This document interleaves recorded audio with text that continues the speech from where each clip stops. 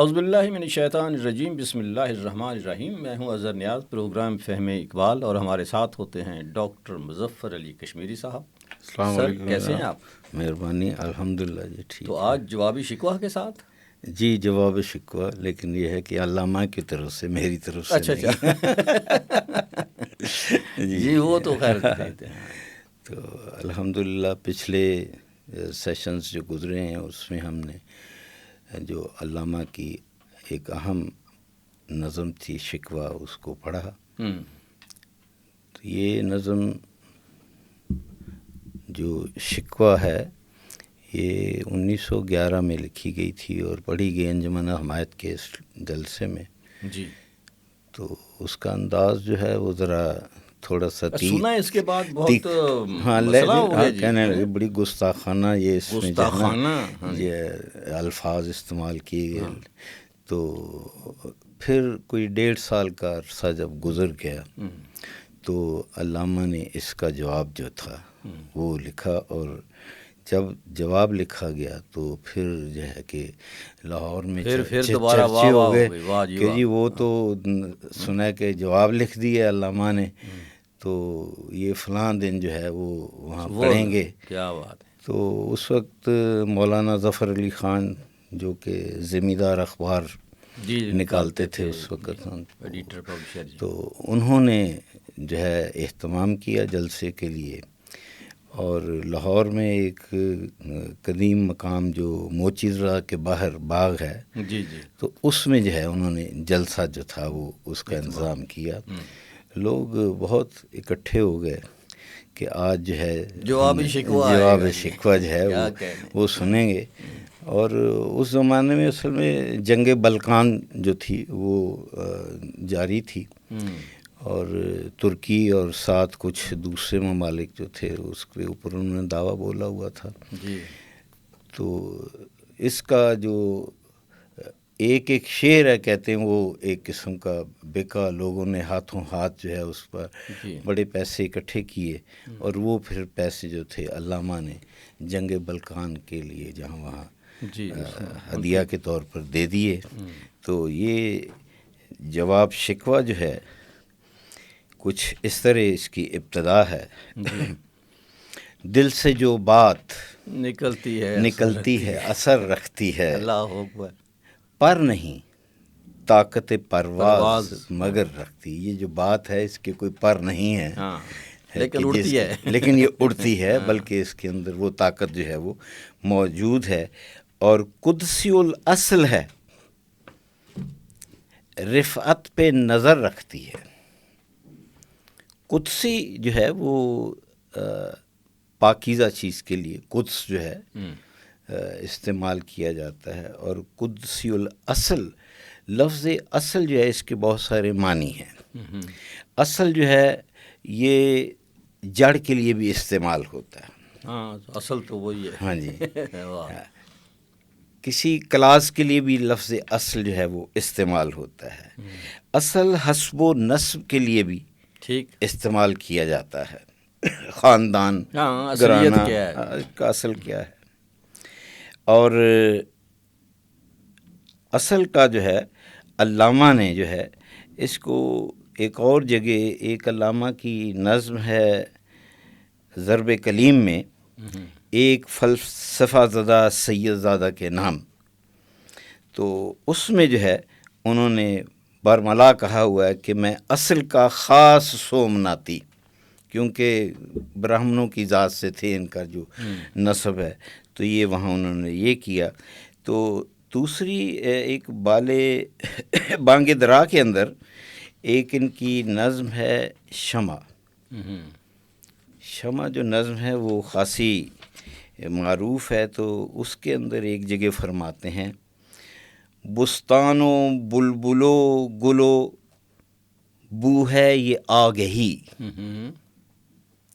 بستان باغ ہے جی، بوستان کا مخفف ہے، اچھا، اور بلبل سب جانتے ہیں ہم، گل و بو پھول اور اس کی خوشبو، یہ تمام چیزیں یہ ایک آگہی کا جو ہے وہ درجہ رکھتے ہیں۔ آگہی دو معنی میں استعمال ہوتی ہے، تو آگہی فارسی زبان میں تو اشتہار کو بھی کہا جاتا ہے، اور آگاہ ہونا کسی چیز سے جو ہے وہ بھی اس کے معنی ہیں۔ اصل کشا کش من، میری جو کھینچا تانی ہے اس کی جو اصل وجہ ہے، جو اس کی روٹ جو ہے، اصل کشا کش منو تو ہے یہ آگہی، یہ جو علم ہے یہی انسان کو جو ہے یہ بہت کچھ جو ہے وہ سکھاتا ہے۔ اس کے بعد علامہ جو ہے فرماتے ہیں کہ قدسی الاصل ہے رفعت، یہ لفظ رفت بھی بولتے ہیں، ہاں یہی میں نے سننا تھا آپ سے جی، تو کیونکہ میں نے جو اس کا بیک گراؤنڈ ورفعنا اللہ کا ذکر ہے، جی تو رفع تو اس میں زبر کے ساتھ، جی اس کی جو اصل ہے وہ رف سے شروع ہوتا ہے۔ فارسی زبان میں حرف عین جس وقت کسی لفظ کے آخر پر آتا ہے اوکے، تو ہم اس کو جو ہے باقاعدہ ادا نہیں کرتے۔ کچھ ایسے حروف ہیں، مثلا ہم کہتے ہیں صبح، صبح، وہ کہتے ہیں صبح، ہاں جی، ہم کہتے ہیں شمع، وہ کہتے ہیں شم، ہم کہیں گے رفع ورفعنا لک ذکرک، ہیں جی، وہ کہتے ہیں رف، ہاں جی۔ تو یہ اصل لفظ جو ہے وہ اصولی طور پر جو ہے رے پر زبر کے ساتھ جو ہے یہی ہے وہ شروع ہوتا ہے، لیکن جو تداول ہے جس کو ہم رائج کہتے ہیں، رواج جس کو کہتے ہیں، مروج جو ہے وہ زیر سے ہے۔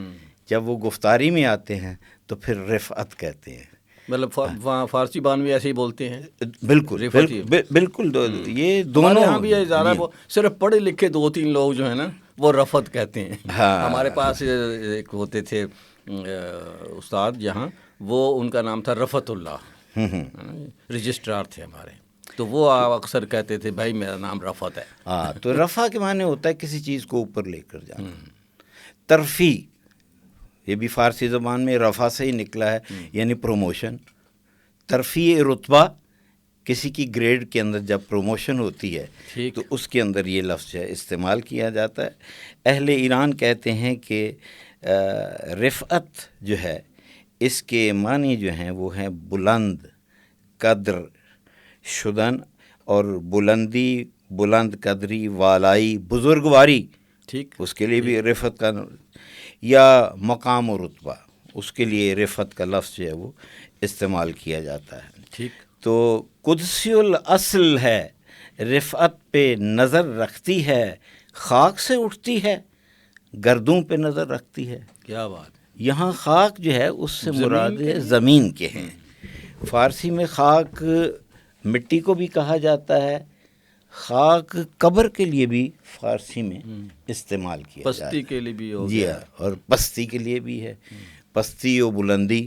ہاں جی، پستی و بلندی کے لیے مثلا کہتے ہیں از ماہی تا ماہ، اوکے، بالکل، مچھلی سمندر کی تہہ میں ہوتی ہے اور چاند یہ آسمان پر ہے، واہ، تو یہ ماہی تا ماہ بھی وہ استعمال کرتے ہیں۔ ٹھیک ہو گیا۔ یا پھر ہمارے ہاں ایک اصطلاح ہے نشیب و فراز، تو انہوں نے ذرا اس سے اور رواں مرکب لفظ جو ہے اس کے لیے وضع کیا ہوا ہے، فرود و فراز، واہ، دونوں فے سے چل رہے ہیں، روانی زیادہ آ جاتی ہے، اس میں سلاست جو ہے وہ زیادہ ہے، تو وہ نشیب و فراز کی بجائے فرود و فراز جو ہے فارسی میں استعمال کرتے ہیں۔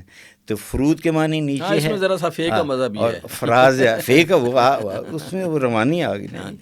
تو خاک سے اٹھتی ہے، گردوں پر گزر رکھتی ہے، عشق تھا فتنہ گرو سرکشو چالاک میرا، وہ جو میں نے گستاخی کی تھی، جو سارا کچھ میں نے ذرا سخت الفاظ تھے، وہ بھی میرا ایک عشق ہے، اللہ تعالیٰ سے میرا پیار تھا، تو اس کے اندر تھوڑی سی جو ہے سختی بھی آ گئی۔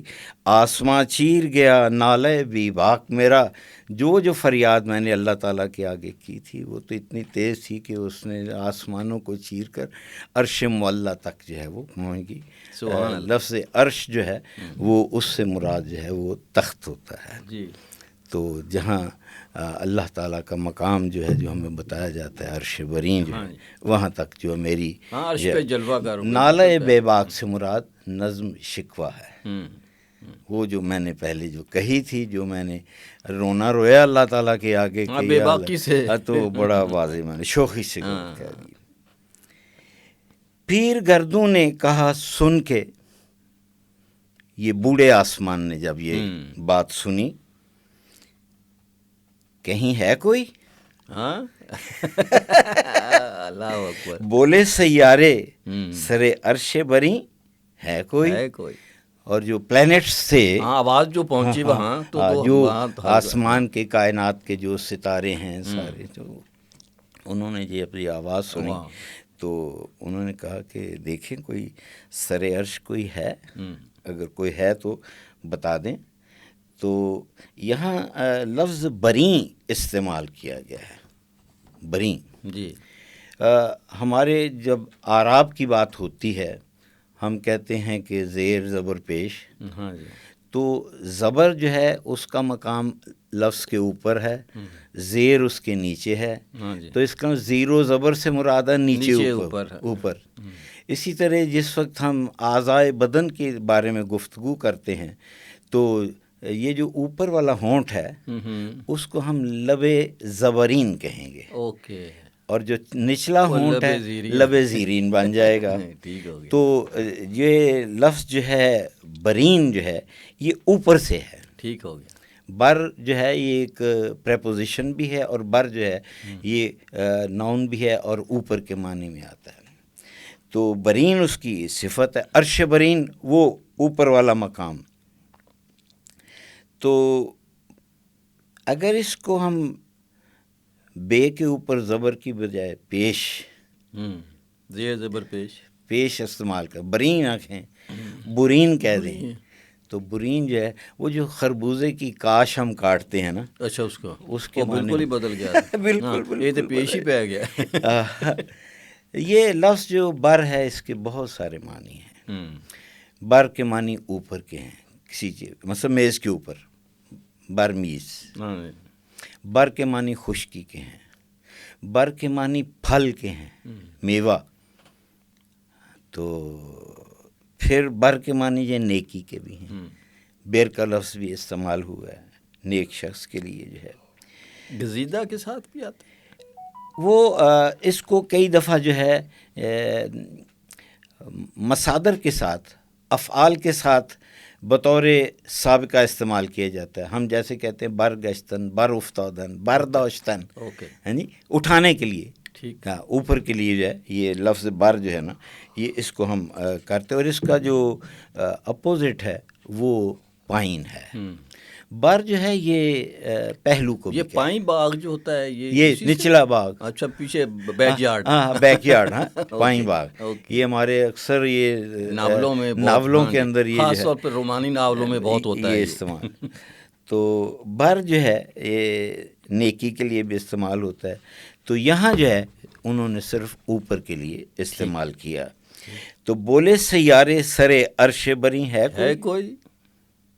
چاند کہتا تھا نہیں اہل زمین ہے کوئی. واہ. یہ چاند نے گواہی دی یہ کوئی زمین پر بیٹھا ہے جس کا نام اقبال ہے، اور یہ وہاں ہے جس نے یہ ساری باتیں کی. ادھر آواز سنائی دی ہے، کوئی دستک ادھر ہوئی ہے، کوئی زمین پر ہے. کہکشاں کہتی تھی پوشیدہ یہی ہے کوئی. کہکشاں نے کہا کہ یہ کوئی ادھر ہی کوئی چھپا ہوا ہے جس کی آواز آ رہی ہے. کچھ جو سمجھا میرے شکوے کو تو رضواں سمجھا. یعنی کسی کو سمجھ نہیں آ رہی تھی کہ یہ کہہ کون رہا ہے اور کہہ کیا رہا ہے، لیکن بات جو تھی وہ رضوان کی سمجھ میں آ گئی. رضوان جو ایک جنت کا جو ہے وہ رکھوالا ہے، دروگا ہے، دربان جو ہے، تو وہ ہے. تو کچھ جو سمجھا میرے شکوے کو تو رضوان سمجھا، مجھے جنت سے نکالا ہوا انسان میں راندہ تھا، حالانکہ ایسا نہیں ہوں، تو مجھے جنت سے نکالا ہوا انسان سمجھا. تھی فرشتوں کو بھی حیرت کہ یہ آواز ہے کیا، عرش والوں پہ بھی کھلتا نہیں یہ راز ہے کیا. تاثر عرش بھی انسان کی تگو تاز ہے کیا. تگو تاز، یہ لفظ تگ جو ہے یہ فارسی زبان کا لفظ ہے. تگ اس کے دوسرے معنی دویدن کے ہیں. آپ نے تگ و دو پڑھا ہوگا, تو وہ دو عدد نہیں ہے. یہ مصدر دویدن جو ہے اس کا مضارع دو آ جاتا ہے, دال اور واو. تو اس کے معنی ہے بھاگنا, دوڑنا, چلنا. تھی فرشتوں کو بھی حیرت کہ یہ آواز ہے کیا, عرش والوں پہ بھی کھلتا نہیں یہ راز ہے کیا, تاثر عرش بھی انسان کی تگ و تاز ہے کیا. یہ لفظ تاز جو ہے نا جی, یہ فارسی کا ایک مصدر ہے تاختن. تاختن کا مضارع تاز ہے. آپ تاختن کے معنی حملہ آور ہونا بھی ہے, کسی پر چڑھایا, ہم کہتے ہیں تاخت و تاراج کر دیا جائے, تو وہ کسی اچھا کی وہ طرف تخت و تاراج بولتے ہیں ہم شاید, تخت و تاراج یا تخت کو تاراج ہے, یعنی بالکل اس کو سیدھا کر دیا, پلین کر دیا. تو تاز جو ہے اس کا مصدر جو ہے وہ بظاہر تاختن ہے, لیکن تاز معشوق کو, محبوب کو بھی کہا جاتا ہے. وہ بھی تخت و تاراج ہی کرتا ہے. جی, اور کئی حضرات میں جو ہے وہ ایک زمانے میں امرد پرستی بھی ہوتی تھی, نوخیز لڑکوں کو اپنی دوستی میں رکھنا. تو اس امرد کو جو ہے اس کے لیے بھی لفظ جو ہے وہ تاز استعمال کیا جاتا ہے. تو تگ و تاز یا تگ و دو بظاہر جو ہے وہ ایک ہی معنی میں ہیں. تو تاثر عرش بھی انسان کی تگ و تاز ہے کیا, آ گئی خاک کی چٹکی. چٹکی یہ ہم کہتے ہیں مٹھی بھر خاک, تو یہاں علامہ نے مٹھی بھر اس سے بھی نیچے چلے گئے, انہوں نے چٹکی اس سے بہت ہی چھوٹی سی چٹکی کے لیے فارسی زبان میں لفظ وشگون استعمال کیا جاتا ہے. اچھا, بہت چھوٹی سی وشگون. تو آ گئی خاک کی چٹکی کو بھی پرواز ہے کیا, یعنی اس کو بھی اڑنا آ گیا, پر لگ گئے ہیں. ہم کہتے ہیں چونٹی کو پر لگ گئے. ہاں جی, یہ تو چٹکی کو پر لگ, چٹکی کو پر لگ گئے. غافل آداب سے سکان زمیں کیسے, اور شوخ و گستاخ یہ پستی کے مکیں کیسے. یہاں پستی زمین کی طرف اشارہ کیا گیا ہے, لیکن جو پہلا مصرع ہے غافل آداب سے سکان زمیں کیسے, سکان کے معنی ہے ساکنان, اس زمین کے رہنے والے, یہاں کے جو باشندے ہیں. لیکن یہی لفظ اسی املا کے ساتھ, سکان کے ساتھ ہی ایک اور معنی میں بھی استعمال ہوتا ہے. جب سمندر میں کشتی چل رہی ہوتی ہے تو اگر تو وہ مینول کام ہو رہا ہے تو ملاح جو ہے وہ پچھلی طرف بیٹھ جاتا ہے, اور اس نے جو ہے نا ایک چھوٹا سا کنٹرولنگ جو یونٹ ہوتا ہے نا, وہ اس کو دائیں بائیں کرتا ہے, تو وہ کشتی اسی طرف جو ہے وہ مڑ جاتی ہے. یعنی اس کا سٹیئرنگ بیک سائڈ پر ہوتا ہے. ہوائی جہاز میں بھی جو ہے دو طرح کے سکان ہوتے ہیں.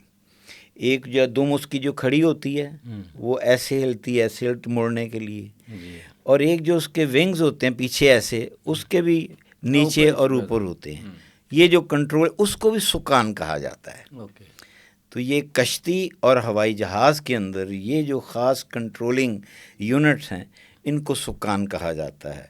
تو لیکن یہاں علامہ نے سکان جو ہے وہ ساکن لوگ جو ہیں, جو زمین کے ساکنان ہیں, اس کے لیے استعمال کیا ہے. شوخ و گستاخ یہ پستی کے مکیں کیسے ہیں, یہ کیسے, یہ تو بڑے گستاخی کے لہجے میں گفتگو کرتے ہیں. یہ علامہ کے بارے میں ایک جو ہے وہ ریمارکس جو ہے وہ پاس ہوئے. پھر چوتھا بند جو ہے اس کا آغاز ہوتا ہے, اس قدر شوخ کہ اللہ سے بھی برہم ہے. تو بڑے شیطان ہیں, شوخ ہیں, اللہ سے بھی یہ غصہ کر رہے ہیں. برہم ہونا, غصہ کر رہے ہیں. تھا جو مسجود ملائک, یہ وہی آدم ہے. یہ آدم وہی ہے جس کو جو ہے فرشتوں نے سجدہ کیا تھا. یہ علامہ یہاں جب مسجود ملائک کہتے ہیں تو در حقیقت یہ سورہ بقرہ کے اندر جو ہے وہ 3 آیات جو ہیں وہ بڑے نزدیک آئی ہیں. آیت نمبر 30 ہے، آیت نمبر 31 ہے، آیت نمبر 34 ہے۔ جی، آیت نمبر 30 جو ہے اس کی ابتدا ہوتی ہے وَإِذْ قَالَ رَبُّكَ لِلْمَلَائِكَةِ إِنِّي جَاعِلٌ فِي الْأَرْضِ خلیفہ، کہ جب تیرے رب نے فرشتوں سے کہا کہ میں نے زمین میں ایک خلیفہ بنانے والا ہوں۔ یہ لفظ خلیفہ جو ہے نا، اس سے مراد ہوتا ہے کہ ایک ایسی قوم جو ایک دوسرے کے بعد آئے گی۔ جی، ہم تو کہتے ہیں خلیفہ یہ ہے جی کہ وہ فلانے کا خلیفہ نائب جو ہے، تو لیکن جو قرآن کی اصطلاح میں اس کے کہ ایک قوم کے بعد دوسری قوم کا آنا، تو خلیفہ سے مراد ایسی قوم جو ایک دوسرے کے بعد آئے گی۔ اور یہ کہنا کہ انسان اس دنیا میں اللہ تعالیٰ کا خلیفہ اور نائب ہے، غلط ہے۔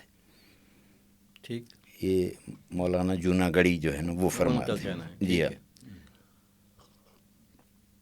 دوسری جو ہے وہ آیت نمبر 31 جو ہے اس کا ابتدا ہوتی ہے وَعَلَّمَ آدَمَ الْأَسْمَاءَ كُلَّهَا۔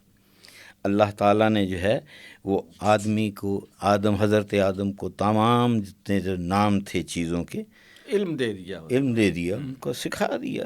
اسماء سے مراد مسمیات ہے، اشخاص و اشیاء، اس میں اشخاص بھی آ جاتے ہیں، چیزیں بھی آ جاتی ہیں، اور ان کے خواص و فوائد کا علم جو اللہ تعالیٰ نے القاء و الہام کے ذریعے حضرت آدم علیہ السلام کو سکھا دیا تھا۔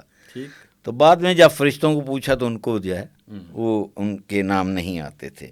البتہ یہ حضرت آدم کی فضیلت تھی، اس کو فضیلت بیان کرنے کے لیے اللہ تعالیٰ نے یہ کام پہلے کر دیا تھا۔ اور جو تیسری آیت جو ہے وہ ہے 34 نمبر، جس کی ابتدا ہوتی ہے وَإِذْ قُلْنَا لِلْمَلَائِكَةِ اسْجُدُوا لِآدَمَ فَسَجَدُوا إِلَّا إِبْلِيسَ۔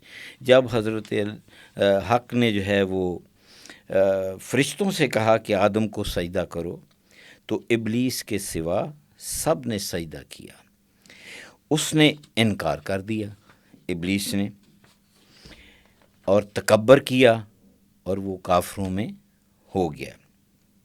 تو یہ اس کے بارے میں میرا خیال ہم سب آگاہ ہیں۔ اس میں بس ایک بات میں ذرا سے کہنا چاہوں گا، یعنی کہا یہ بھی جاتا ہے، یہ میرا اپنا خیال بھی یہ ہے کہ جو فرشتوں نے سجدہ کیا وہ حضرت آدم کو نہیں کیا تھا، اس کے علم کو کیا تھا۔ جی، وہ علم وہی جو اللہ تعالیٰ نے جو تھا وہ اس کو دے دیا ہوا تھا، یعنی عزت و تکریم جو بھی دی گئی اس کی وجہ جو تھی وہ علم ہی تھا۔ تو اس قدر شوق کہ اللہ سے بھی برہم ہے تھا جو مسجود ملائک، یہ وہی آدم ہے، یہ وہی بندہ ہے جس کو فرشتوں سے سجدہ کرایا گیا یا جس کو فرشتوں نے سجدہ کیا۔ عالم کیف ہے، دانائے رموز کم ہے، ہاں مگر عجز کے اسرار سے نامحرم ہے۔ عالم کیف جو ہے، یہ کیف و مستی، ہاں وہ کیف ایک ایسا لفظ ہے کہ اس پر بھی زیر زبر آراب سے اس کے معنی بدل جاتے ہیں۔ جی ہاں، عربی میں حال کے لیے کیف حالک، آپ کا کیا حال ہے، آپ کے کیف اگر ہم کہتے ہیں تو اس سے مراد بیگ ہو جاتا ہے۔ لیکن کیف کی لفظ جو ہے یہ یوکرین کا کیپٹل بھی ہے، وہ بھی ہے، لیکن یہ کیف جو ہے یہ بظاہر علم منطق کی اصطلاح بھی ہے۔ تو عالم کیف جو کہ علم منطق جو ہے اس کو بھی جانتا ہو، تو اس کے لغوی معنی ہیں کیفیت و اشیاء کا جاننے والا، جو کہ حضرت آدم کو جو تھا وہ علم دے دیا گیا تھا۔ کیف منطق کی اصطلاح ہے، اور ارسطو نے موضوع کا بیان کرنے کے لیے 10 صورتیں قائم کی تھیں، جن کو مقولات عشرہ بھی کہا جاتا ہے۔ دنیا میں آپ کسی چیز کا ذکر کریں گے تو انہی 10 باتوں میں سے کوئی بات بیان کریں گے۔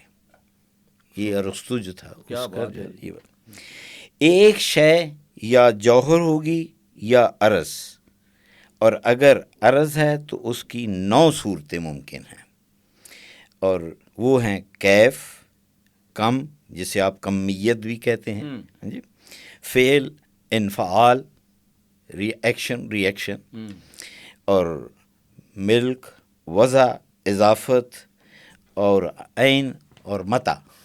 عین یعنی کس طرف، متا کب۔ اور طلباء کی سہولت کے لیے جو ہے اس کے اردو بھی میں بتا دیتا ہوں یہاں۔ مثلا جب ہم کہتے ہیں کیف، تو اس کا مطلب کیسا، کیف حالک، آپ کا حال کیسا ہے۔ یا پھر یہ ہے کہ کم جو ہے یہ کوانٹٹی کے لیے ہے، کتنا۔ فعل کام کے لیے، ورب جیسے، ہاں جی۔ انفعال جو ہے وہ کسی چیز کا اثر قبول کرنا۔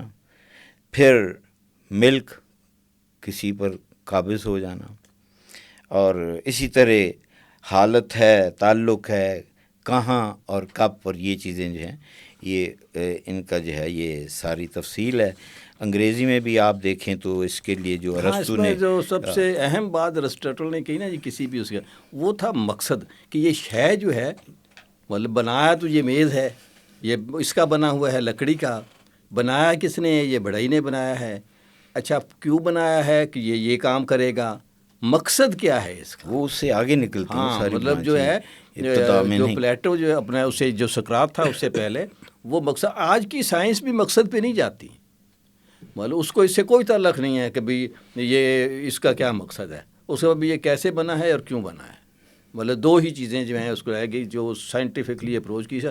اب اس کو آپ نے تلوار بنا لی ہے، آپ اس کا مقصد جو ہے وہ کسی کو ذبح کرنا ہے یا گاجر کاٹنی ہے، اس سے اس کا کوئی سائنس کا کوئی تعلق نہیں بنتا۔ لیکن تحقیق کا وہی تقاضا ہے جو آپ جس کو بیان کر رہے ہیں۔ ارسطاٹل جی بہت کمال، میں نے تو دوبارہ پڑھنا شروع کیا اس کو نا آج کل، تو مجھے انجوائے کرتا ہوں۔ ارسطو جو تھا اس نے جو وہی چیزیں جو میں نے ابھی آپ کو کچھ عربی اور کچھ اردو کے الفاظ میں استعمال کی، اس کو انگریزی کی جو اصطلاحات ہیں وہ ہے substance, quantity, quality, relation, place, time, position, state پوسیشن، اور ایکشن، اور پھر ایفیکٹ۔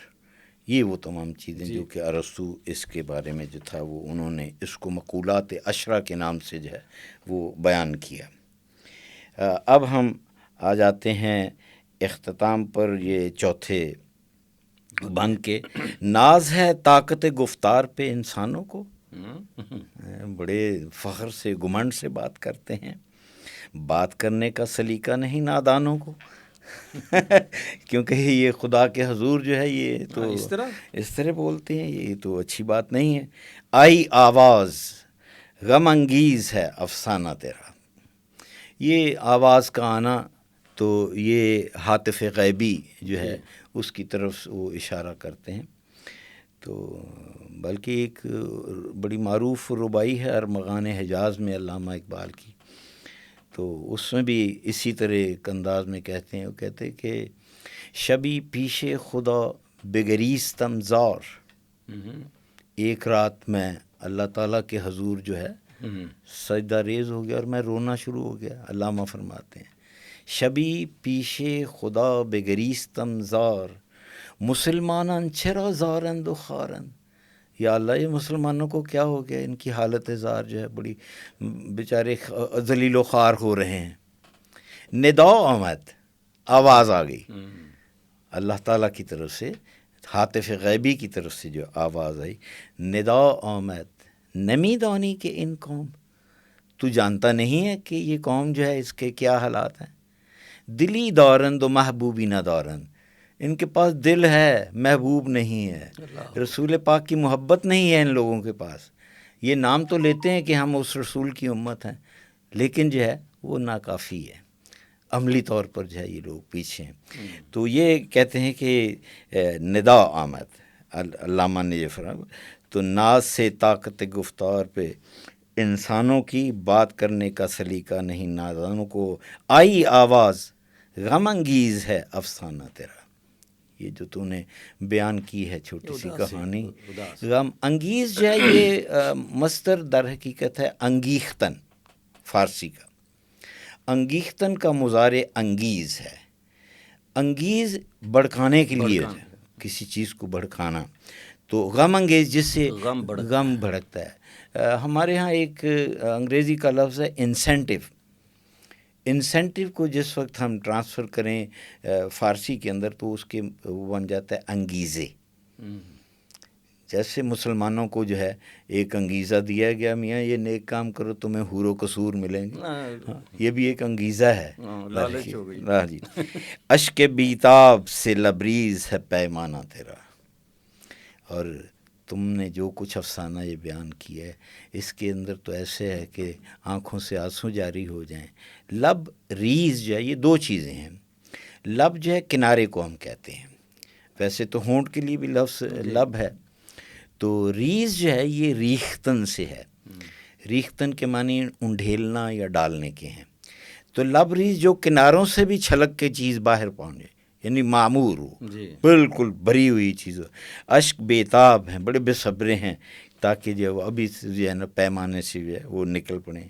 آسماگیر ہوا نعرہ مستانہ تیرا. یہ تم نے جو نعرہ لگایا تھا وہ تو اس نے تو آسمان کو چھو لیا جا کر. کس قدر شوق زباں ہے دل دیوانہ تیرا. تمہارے دل دیوانے سے بڑی شوخیاں ہیں، تمہارا انداز ہی جو ہے وہ ڈیفرنٹ ہے. شکر شکوے کو کیا حسن ادا سے تو نے. یہ بھی اللہ تعالیٰ جو کہتے ہیں بہت اچھا ہے کہ تم نے بڑے اچھے انداز سے جو ہے اپنے شکوے کو جو ہے وہ بیان کیا. ہم سخن کر دیا بندوں کو خدا سے تو نے. اور تو نے جو کچھ کام کیا تم نے اللہ تعالیٰ کے جو بندے ہیں ان کو ہم سخن کر دی. لفظ ہم جو ہے اس کو فارسی زبان میں ہم بطور سابقہ استعمال کرتے ہیں. ہم دوش اور جی ہم جو ہے اس کو ہم سابقہ یہ اشتراک کہتے ہیں. ایسا ایک سابقہ جو کسی لفظ سے پہلے اگر لگا دیا جائے تو وہاں اشتراک کے معنی جو ہیں وہ پیدا ہو جائیں. اوکے. ہم سخن یعنی وہ جو آپس میں بات کرنے کر رہے ہیں. ہم اثر، ہم راز، پھر ہم خلاص، ہم درس، ہم دوش. تو ہم دوش سے کہ جو کندھے سے کندھا ملا کے چل رہے ہیں، ہم دوش سریا. ہاں بالکل. تو یہ ہم جو ہے یہ فارسی زبان کا ایک سابقہ ہے جو کہ یہاں جو ہے آپ نے اس کو استعمال کیا. تو اللہ پاک نے جو ہے وہ ایک ایسی غائبانہ جو ہے وہ آواز آئی اور کہا کہ شکر شکوے کو کیا حسن ادا سے تو نے. اللہ تعالیٰ نے کہا بڑی اچھی بات ہے کہ بڑے اچھے انداز سے تم نے یہ ادا کیا. ہم سخن کر دیا بندوں کو خدا سے تو نے. اور تم نے تو بندوں کو اور خدا کو آپس میں جو ہے وہ گفتگو کا انداز جو ہے یہ سلیقہ آپ نے بخش دیا. ورنہ ایک عام آدمی کا یہ کام نہیں تھا کہ وہ بندہ جو ہے وہ خدا سے مخاطب ہوتا اور یہ ساری اپنی جو ہے روداد اس کے ہاں عرض کر دیتا. تو اس مصرے کے اختتام سے ہم ایسا ہے کہ علامہ کی یہ جو نظم جواب شکوہ ہے اس کے کل 36 بند ہیں. شکوے کے 31 تھے، اس سے 5 زیادہ ہیں. وہ زیادہ ہی ہونے چاہیے تھے. ہاں جی ہاں. تو وہ جو 36 بند میں سے جو ہے ہم 5واں بند جو ہے یہاں تکمیل ہوتا ہے. جی ٹھیک. تو انشاءاللہ بقیہ پھر آئندہ. بہت شکریہ جی. پروگرام تھا فہم اقبال. میں ہوں اظہر نیاز اور ہمارے ساتھ تھے جناب ڈاکٹر مظفر علی کشمیری صاحب.